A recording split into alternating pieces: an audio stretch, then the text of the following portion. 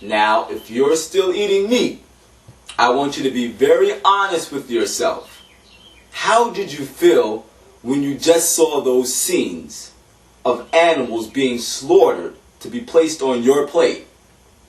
I haven't even eaten meat for quite some time now, and I was sickened to my stomach.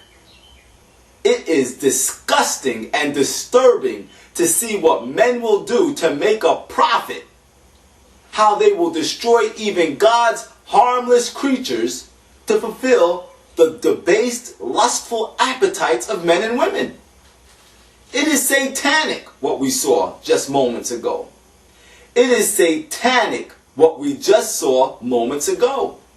Now, people might not believe that it's satanic, but let's be honest with ourselves. Do you think God would have men running around with steel pipes, bashing his creatures in the head, or hanging them from their feet as blood pours out from their internal organs? I couldn't even watch half of those scenes. But we are told clearly in the book Desire of Ages, the bottom of page 356 to the top of the page 357, Satan's hatred against God leads him to hate every object of the Savior's care. He seeks to mar the handiwork of God, and he delights in destroying even the dumb creatures. It is only through God's protecting care that the birds are preserved to gladden us with their songs of joy. End of quote. Brothers and sisters, every time you go to Kentucky Fried Chicken, every time you go to McDonald's, every time you go to your local supermarket or wherever you go to purchase your meat, your flesh meat that is, you are an accomplice to satanic entertainment. You, the butcher, those who transport these animals, all of you are in cahoots.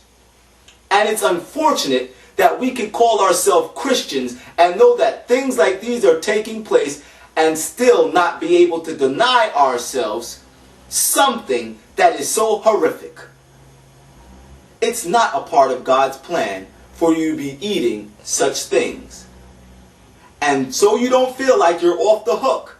If you're eating eggs, as you saw in that video, you are also partaking of this inhumane activity. If you are drinking milk, you are also partaking in this inhumane activity. This is not what God desires for us as his people. He has provided us with something better.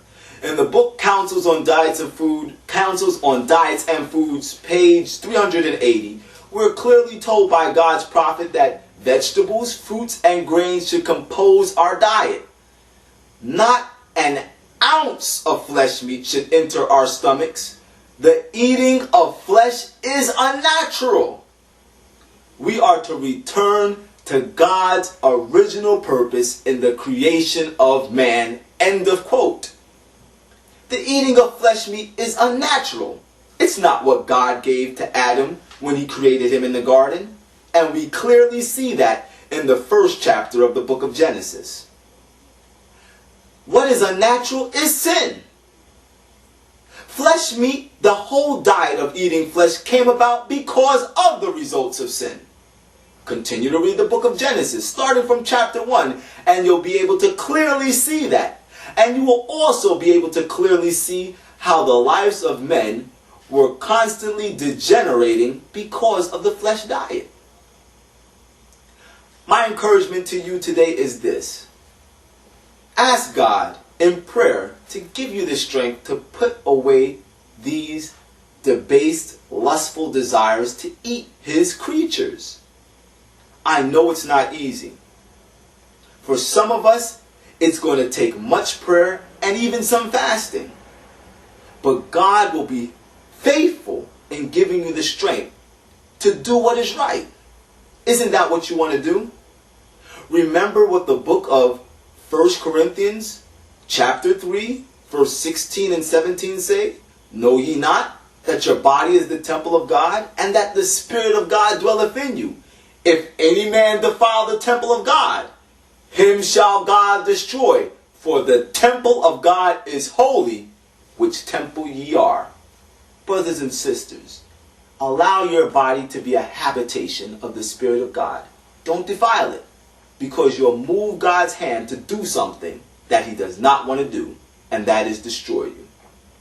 May God help us all as we seek to keep our bodies functioning in the fearful and wonderful way that our Master has made it.